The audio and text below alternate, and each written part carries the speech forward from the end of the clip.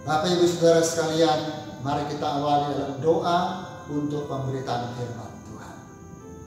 Bapa Surgawi, dalam nama Tuhan Yesus, hati kami tetap melimpah dengan ucapan syukur, sebab sampai hari ini oleh kemurahan-Mu kami izinkan hidup, kami tetap survive dan dapat beribadah kepada Tuhan.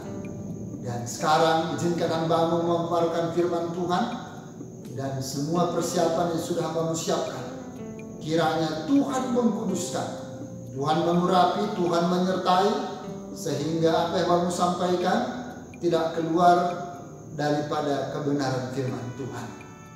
Dan kuduskan segenap tubuh jiwa hamba-Mu, supaya hamba-Mu layak di hadapan Engkau.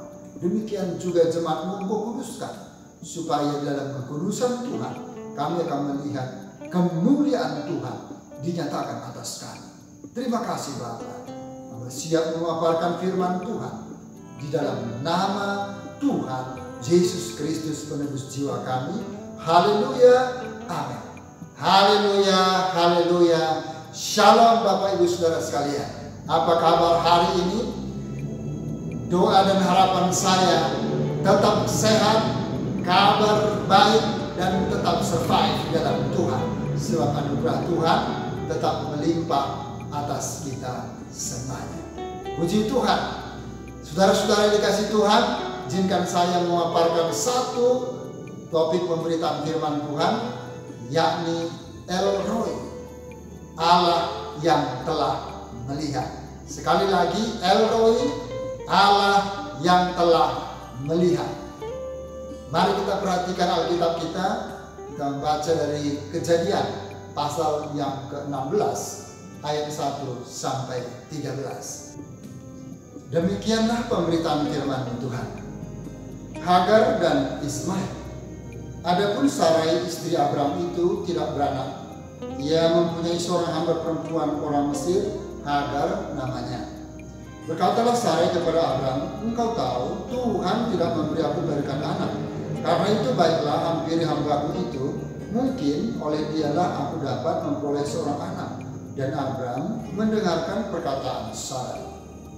Jadi Sarai istri Abram itu mengambil Hagar hambanya orang Mesir itu, yakni ketika Abram telah 10 tahun tinggal di tanah Kanaan, lalu memberikannya kepada Abram suaminya untuk menjadi istrinya.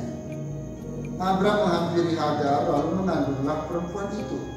Jika Hagar tahu bahwa ia mengandung, maka ia memandang rendah akan nyonyanya itu. Lalu berkatalah Sarai kepada Abram, penghinaan yang kuderita ini adalah tanggung jawabmu. Akulah yang memberikan hambaku ke pangkuanmu. Tetapi baru saja ia tahu bahwa ia mengandung, ia memandang rendah akan aku. Tuhan kiranya yang menjadi hakim antara aku dan engkau. Kata Abram kepada Sarai, hambamu itu di bawah kekuasaanmu. Perbuatlah kepadanya apa yang kau pandang baik. Lalu Sarai menindas Hagar sehingga ia lari meninggalkannya. Lalu malaikat Tuhan menjumpainya dekat suatu mata air di padang gurun, yakni dekat mata air di jalan ke Syur. Katanya, Hagar hamba Sarai, dari manakah datangmu dan kemanakah pergimu? Jawabnya, aku lari meninggalkan Sarai nyanyaku. Lalu kata malaikat Tuhan itu kepadanya, kembalilah kepada nyanyamu, biarkanlah engkau ditindas di bawah kekuasaannya. Lagi kata malaikat Tuhan itu kepadanya, aku akan membuat sangat banyak keturunanmu, sehingga tidak dapat dihitung karena banyaknya. Selanjutnya kata malaikat Tuhan itu kepadanya, engkau mengandung dan akan melahirkan seorang anak laki-laki, dan akan menamainya Ismail, sebab Tuhan telah mendengar tentang penindasan atasmu itu. Seorang laki-laki yang lakunya seperti keledai liar, demikianlah nanti anak itu. Tangannya akan melawan tiap-tiap orang, dan tangan tiap-tiap orang akan melawan dia. Dan di tempat kediamannya, ia akan menentang semua saudaranya. Kemudian Hagar menamakan Tuhan yang telah berfirman kepadanya itu dengan sebutan, engkaulah El Roi. Sebab katanya, bukankah di sini kulihat dia yang telah melihat aku. Amin. Saudara-saudara yang dikasih Tuhan, judul firman Tuhan hari ini adalah El Roi, Allah yang telah melihat. Sekali lagi, El Roi, Allah yang telah melihat. Sangat menyenangkan dan sangat menarik sekali bagaimana kisah perjalanan sebuah keluarga yang bernama Abram dengan istrinya bernama Sarai.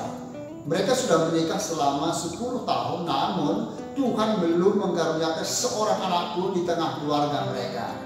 Dan mereka memiliki seorang hamba perempuan yang bernama Hagar yang berasal dari Mesir. Dan ketika mereka memiliki masalah dalam keluarga, yakni belum memiliki keturunan, mereka pun mencari solusi, tapi solusinya tidak berkenan di hadapan Tuhan. Bagaimana kisah selanjutnya? Yuk perhatikan di dalam pemberitaan firman Tuhan ini. Saudara-saudara yang dikasih Tuhan, El Roi, Allah yang telah melihat, di dalam ayat yang ke-13. Namanya ditujukan oleh Hagar kepada Tuhan. Yang saat itu Hagar seorang diri dan sedang putus asa. Seorang diri dan putus asa di padang gurun setelah diusir oleh Sarah nyonyanya. Dan kemudian Hagar bertemu dengan malaikat Tuhan. Sebab Tuhan memang menemui Hagar. Dan dia menyadari bahwa ia telah melihat Allah sendiri dalam suatu penampakan, dalam suatu penglihatan yang dialami langsung oleh Hagar.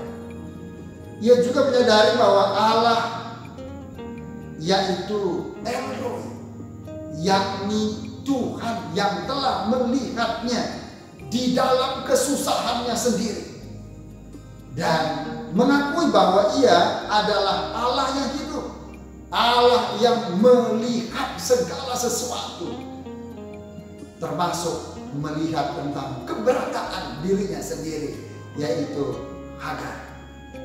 Dalam Kejadian pasal 16 dan dalam satu perikop ayat 1 sampai 16 tercatat bahwa Abram telah mengambil keputusan yang cepat dan tanpa pertimbangan yang sesama. Dan akibatnya bahwa keluarga mereka mengalami suatu kesusahan yang besar, suatu masalah yang sangat serius. Dan keputusan Abram untuk menerima usul Sarai istrinya untuk menjadikan Hagar, yaitu hamba dari Sarai, menjadi istrinya, akhirnya mendatangkan masalah buat keluarga Abram. Nah, sekarang kita perhatikan bagaimana potret keluarga Abram. Di dalam ayat 1 sampai ayat yang ketiga, saya menamakan bahwa Abram memiliki masalah keluarga.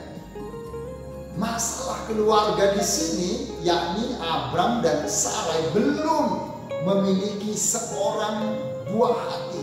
Padahal mereka sudah 10 tahun lamanya dalam mengarungi bahtera kehidupan rumah tangga. Tetapi saya percaya berapapun lama usia dalam satu pernikahan, dalam satu kehidupan rumah tangga, maka itu bukan sebuah jaminan bahwa keluarga itu harus dan mutlak memiliki keturunan atau buah hati. Karena lama atau baru saja mereka menikah, maka tentang siapa yang mengkaruniakan anak tentu berasal dari Tuhan. Dan bukanlah suatu kebetulan bahwa setiap keluarga dan di dalam pernikahan maka mereka dikaruniai anak itu karena kemurahan daripada Tuhan. Nah, saudara-saudara yang dikasihi Tuhan, di sini kita perhatikan bahwa Hagar adalah perempuan Mesir yang mungkin sekali diperoleh oleh Sarai sebagai hamba pada waktu ia dan Abram pernah tinggal di Mesir.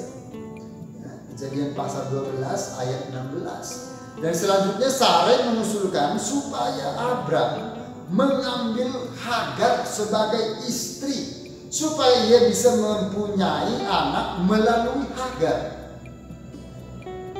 Usul Sarah ini tentu saja memiliki minus dan plusnya, memiliki kekurangan dan juga kelebihannya. Dan tentunya usul ini sebenarnya lazim ketika di zaman Abram dan Sarai. Tradisi memang memungkinkan untuk itu. Jikalau satu keluarga belum memiliki keturunan dan mereka sudah lama menikah dan mereka rindu untuk memiliki seorang anak, maka jikalau mereka punya hamba perempuan, maka itulah suatu kewajaran jikalau nyonya daripada tuan atau majikannya mengizinkan salah seorang dari hambanya perempuan atau lebih dari satu orang mengizinkan untuk menjadi istri dari majikan atau suaminya sendiri. Dan itu lazim. Tentu sangat kontras dengan budaya kita sekarang. Budaya Indonesia tentunya, apalagi budaya Kristen, bahwa kita tidak mengenal dengan kata poligami. Sebab memang Tuhan menciptakan hanya sepasang, satu suami dan satu istri. Lebih daripada itu, di luar daripada perkenaan Tuhan, di luar daripada konsep firman Tuhan yang kita yakini, yakni Alkitab. Puji nama Tuhan, haleluya. Nah, sekarang saudara, kalau kita perhatikan bagaimana untuk kelebihan dari solusi yang ditawarkan oleh Sarai istri Abraham. Sekarang kita melihat bagaimana unsur kelebihannya atau kekuatan. Sarai betul-betul menyangkal diri sehingga ia rela suaminya mempunyai istri lagi. Dengan kata lain, bahwa Sarai rela dimadu. Meskipun itu sesuatu yang sangat menyakitkan, tetapi demi memperoleh seorang anak, maka dia rela untuk menyerahkan hambanya perempuan yang bernama Hagar menjadi istri daripada suaminya sendiri, yakni Abram. Dan jikalau Hagar kelak memiliki keturunan dari Abram, maka sesuai dengan tradisi mereka, yaitu orang Yahudi, maka anak itu tetap disebut dengan anak Abraham, anak Sarah. Anak Sarah. Saudara-saudara, karena Hagar di sini adalah hamba perempuan dari Sarai. Nah, oleh sebab itu, berapapun anak yang dimiliki oleh Hagar, maka anak itu tetap menjadi anak Sarai. Dan sungguh luar biasa. Dan puji Tuhan. Nah, tetapi kalau kita perhatikan di sini,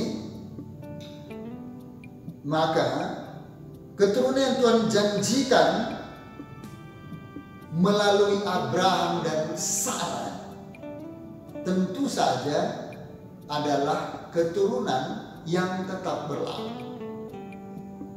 Dan Tuhan tidak pernah lalai menepati janjinya. Tuhan juga tidak pernah membatalkan janjinya. Nah, tetapi kalau kita perhatikan di sini, maka kemudian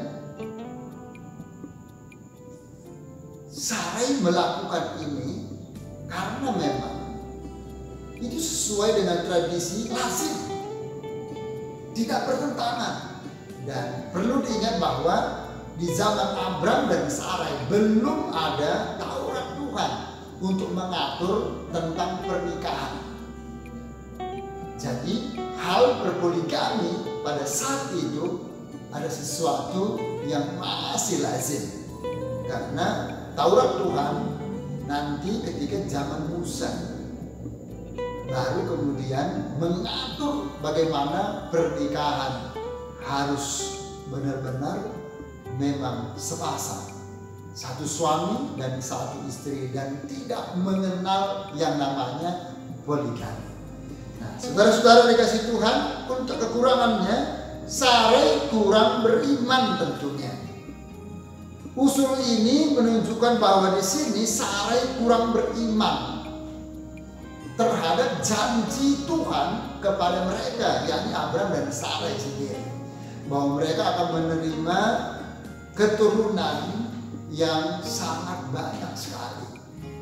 Tetapi dalam hal ini Sarai kurang beriman, dan ia tidak tekun dalam menantikan janji Tuhan. Dalam ayat yang ketiga dikatakan bahwa Abraham memang sudah 10 tahun menikah dengan Sarai, dan meskipun sudah 10 tahun berlalu sejak Allah pertama kali menjanjikan anak kepada Abraham, dan sekarang usia Abraham sekitar 85 tahun. Dan kemudian Sarai 75 tahun. Itu tercatat dalam ayat yang ke-16. Dan secara logika, karena mereka sudah tua, sekali lagi Abraham sekitar 85 tahun dan Sarai sudah 75 tahun, maka Alkitab mencatat bahwa Sarai sudah mati haid. Secara nalar bahwa Sarai memang tidak memungkinkan lagi untuk kemudian mengandung apalagi melahirkan. Dan itu sebabnya usul ini dipandang juga baik tentunya oleh Abraham, meskipun itu secara eksplisit. Terbukti dia menyetujui atau meng-ACC apa yang diusulkan oleh Sarai istrinya.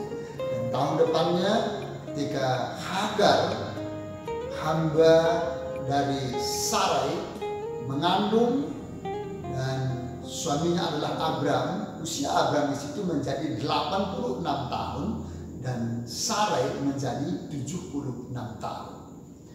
Nah, saudara-saudara dikasih oleh Tuhan, kalau kita perhatikan di sini, maka oleh karena mereka sudah lanjut usia, baik Abraham apalagi Sarai sebagai wanita, sebagai perempuan yang sudah mati haid, maka kemudian dia mulai bimbang dengan janji Tuhan, sehingga ia tidak lagi berjalan dengan iman. Nah, karena ketidakpercayaan Sarai dalam menantikan penggenapan janji Tuhan menyebabkan ia mendahului, dalam tanda petik, mendahului apa yang menjadi kehendak Tuhan, apa yang menjadi rencana Tuhan yang terjadi atas kehidupan mereka. Dan tentu saja ini merupakan suatu tindakan yang salah, suatu solusi yang salah, satu cara yang benar-benar tidak berkenan di hadapan Tuhan. Nah, saudara, apakah Anda dan saya pernah mengalami seperti pengalaman Sarai, seperti pengalaman Abraham yang dalam tanda petik mendahului dari rencana dan kehendak Tuhan? Karena memang secara nalar sesuatu yang kita harapkan misalnya tidak memungkinkan lagi. Oleh sebab itu, sama seperti Sarai dan Abraham, mereka bertindak kemudian tanpa sebelumnya meminta petunjuk kepada Tuhan, tanpa memohon kepada Tuhan untuk meminta bagaimana seharusnya mereka bertindak. Apakah Tuhan berkenan ataupun tidak, mereka sama sekali tidak menanyakan petunjuk apapun kepada Tuhan. Nah, tentu saja hal ini adalah suatu perbuatan yang tidak diperkenankan oleh Tuhan. Nah, saudara-saudara yang dikasih oleh Tuhan, di dalam perjalanan kehidupan kita tentu saja sering menghadapi usulan yang mirip seperti diusulkan oleh Sarai. Nah, mungkin usulan itu tidak selalu datang dari istri, tapi bisa juga datang dari keluarga terdekat, mungkin juga dari rekan sekerja, dari pimpinan dalam pekerjaan, dan tanpa menanyakan apa yang menjadi kehendak Tuhan, lalu kemudian Anda melakukan atau bertindak Seolah-olah itu sudah benar, seolah-olah itu sudah sangat bijak, sudah sangat tepat, padahal tidak berkenan di hadapan Tuhan. Nah, ini menjadi satu pembelajaran bagi kita, siapapun kita, bahwa orang beriman seharusnya kita senantiasa bertanya kepada Tuhan, kita bergumul, kita meminta petunjuk kepada Tuhan melalui doa, melalui pembacaan firman Tuhan, dan bahkan melalui pendampingan dari hamba Tuhan, dari Bapak Gembala, agar supaya kita tidak salah kaprah dan tidak salah sasaran dan tidak salah mengambil satu keputusan.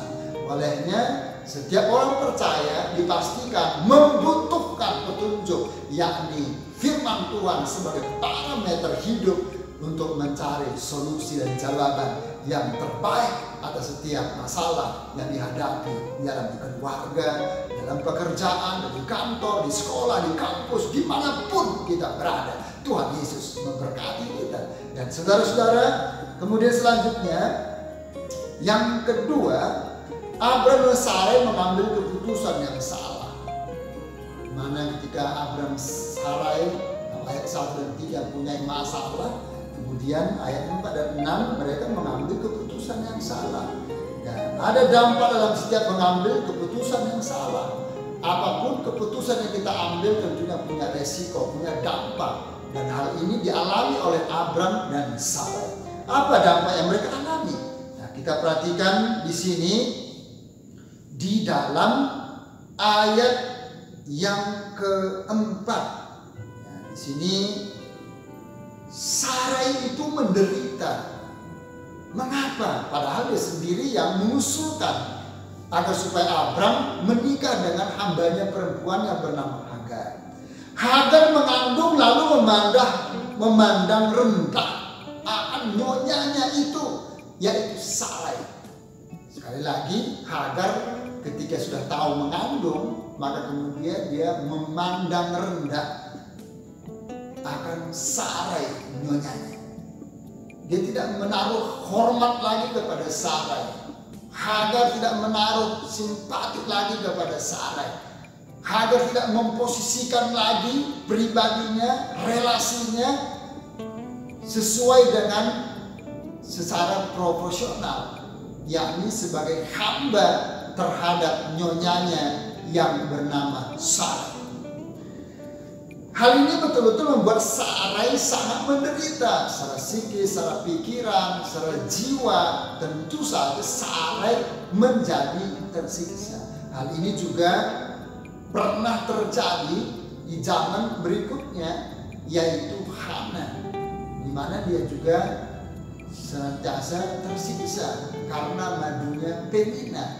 Karena Hana waktu itu belum dikaruniai keturunan, sementara Penina sudah dikaruniai keturunan dan mereka bersama-sama bersuamikan satu, yakni Elkanah.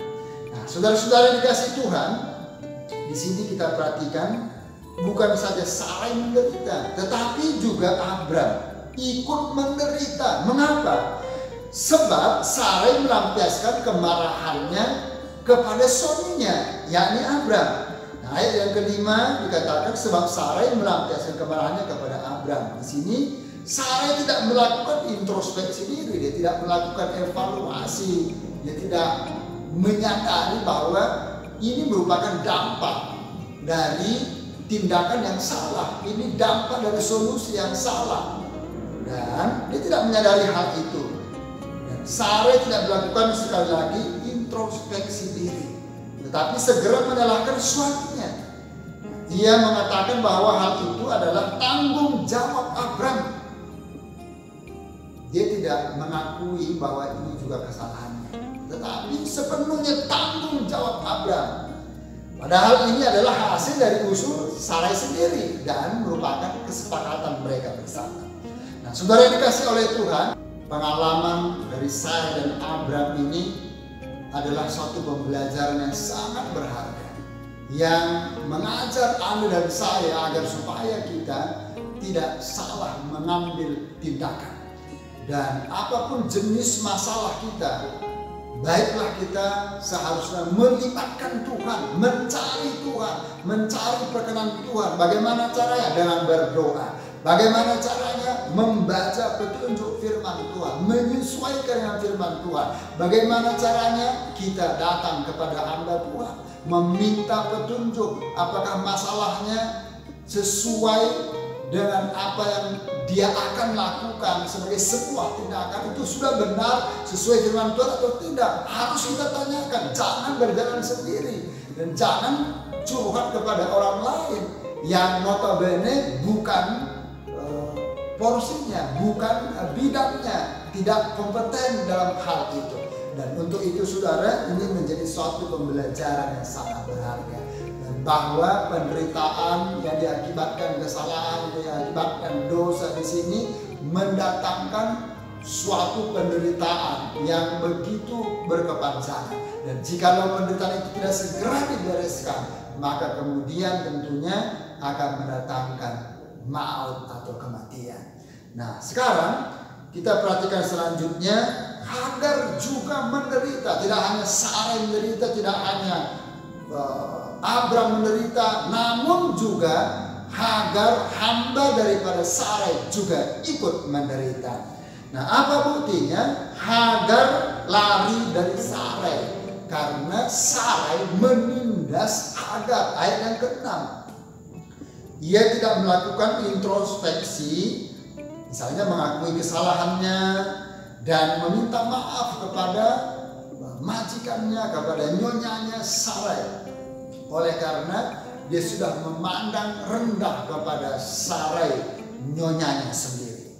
Dan kemudian kita perhatikan juga bahwa ia lari meninggalkan Sarai. Ia juga tidak menanyakan kehendak Tuhan sebelum ia lari meninggalkan nyonyanya itu. Nah, di sini kita mendapatkan satu pembelajaran bahwa dampak daripada pelanggaran, dampak daripada dosa itu meluas. Tidak hanya berdampak kepada 1-2 orang saja, tapi semua kena sejauh itu. Ya, yang bergabung dalam satu kelompok, dalam sebuah keluarga, maka semuanya akan pasti mendapat getahnya, mendapatkan dampaknya. Sesuatu yang sangat buruk sifatnya.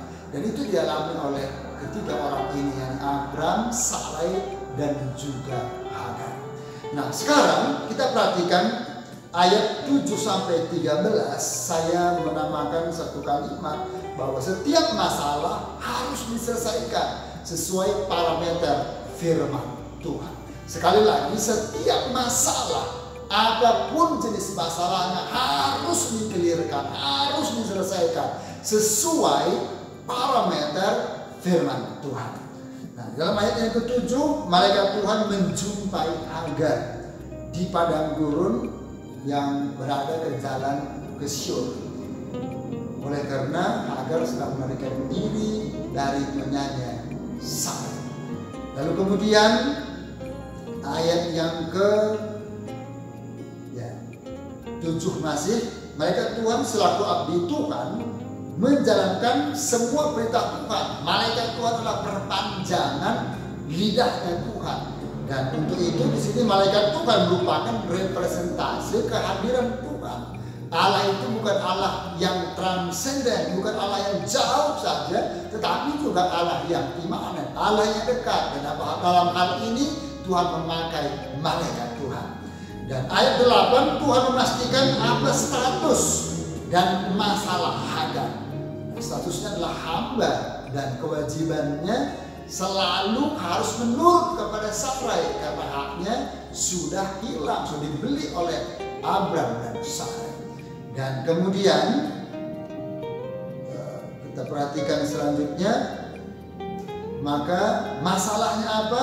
Dia lari dari nyonyanya, dia lari meninggalkan Sarai selaku nyonyanya. Jadi jelas di sini bahwa status dan masalah yang dihadapi oleh Hagar dalam ayat yang ke-8. Ayat ke-9, maka Tuhan memerintahkan melalui malaikat Tuhan, kembalilah kepada nyonyamu. Biarkanlah engkau ditindas di bawah kekuasaan nyonyanya. Ayat 10, aku akan membuat sangat banyak keturunanmu. 11, engkau akan mengandung dan melahirkan seorang anak laki-laki dan akan menamainya Ismail. Sebab Tuhan telah mendengar tentang penindasan atasmu itu. Sekali lagi ayat yang ke-11 di sini bukan doa Hagar yang didengar oleh Tuhan.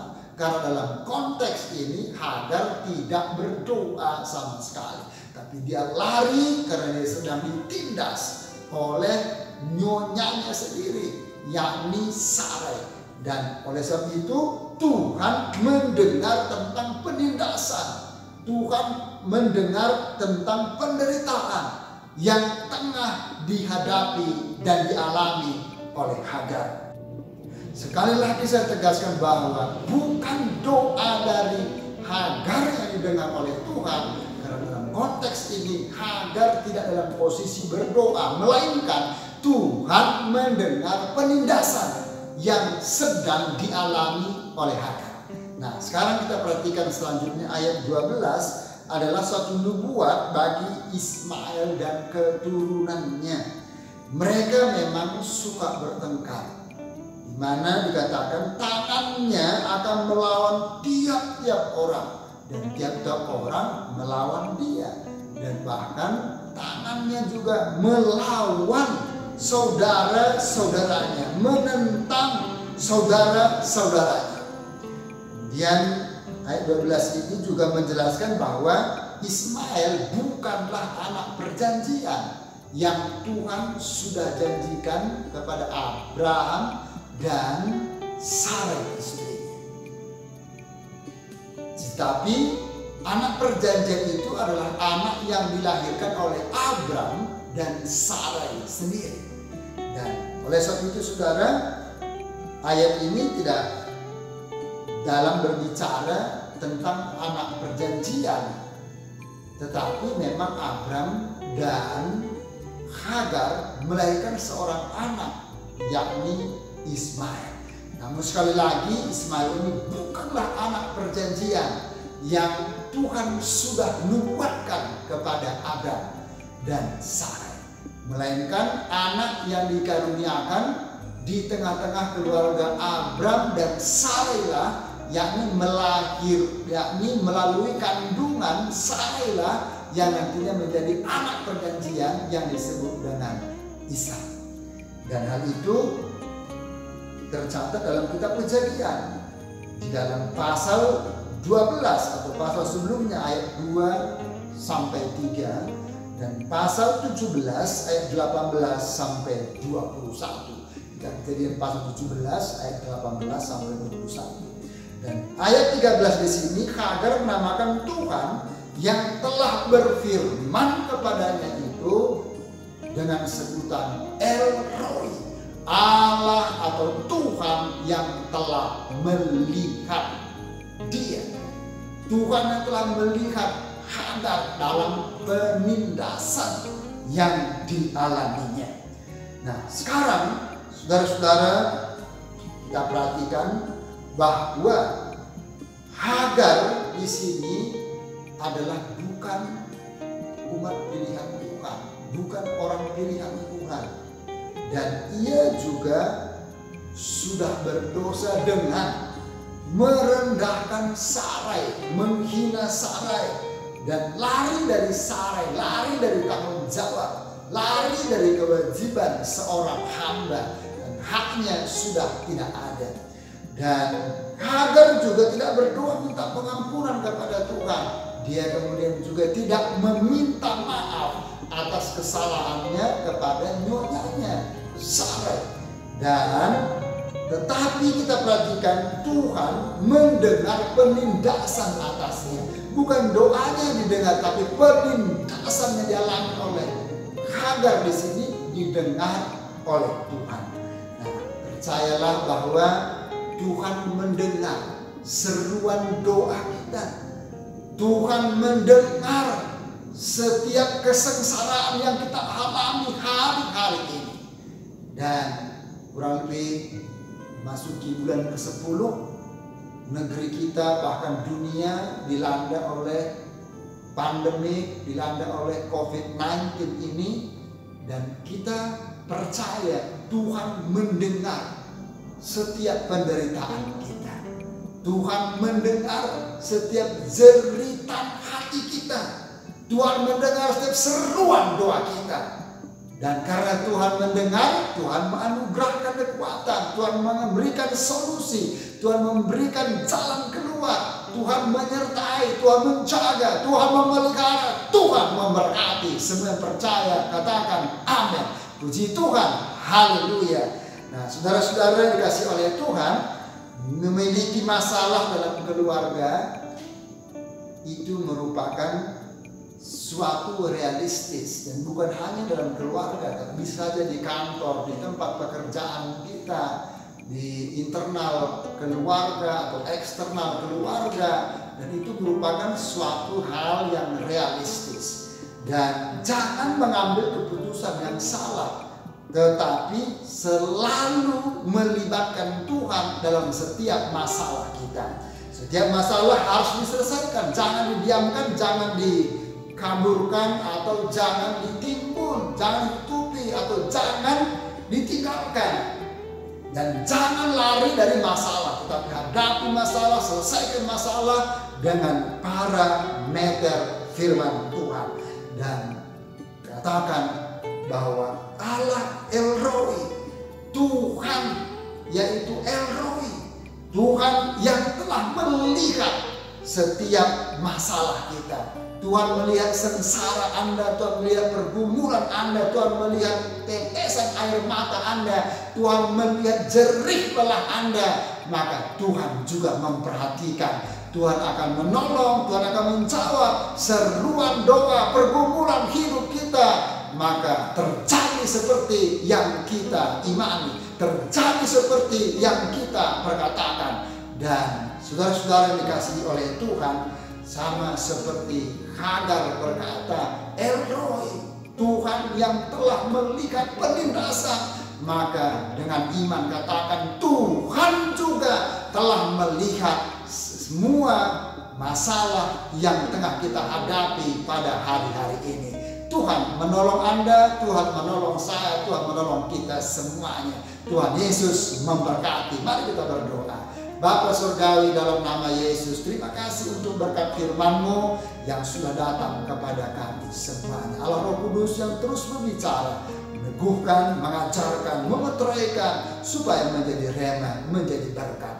Dan mampukan kami untuk melihat Tuhan, Tuhan El-Roi, Tuhan yang besar itu adalah Tuhan yang telah melihat kami tentang seluruh eksistensi kehidupan kami. Engkau satu-satunya jawaban dan sumber pertolongan bagi kami. Terima kasih Bapa di sorga. Dan sekarang mari kita menadahkan kedua tangan kita kepada Tuhan. Dengan iman terima, bawalah pulang limpahan anugerah, damai sejahtera dari Allah Bapa di sorga. Cinta dan kasih sayang dari Yesus Kristus Tuhan dan penebus kita, serta persekutuan Allah Roh Kudus turun memenuhi, menyertai, menolong, menghibur, mencerahkan, memulihkan, menguatkan, memberkati dan menyelamatkan kita semua mulai hari ini, besok sampai Maranatha. Tuhan Yesus Kristus datang untuk kedua kalinya. Demi nama Yesus Kristus kami sudah berdoa, terima berkat Tuhan. Semua yang percaya katakan haleluya, amin. Tuhan Yesus memberkati. Shalom.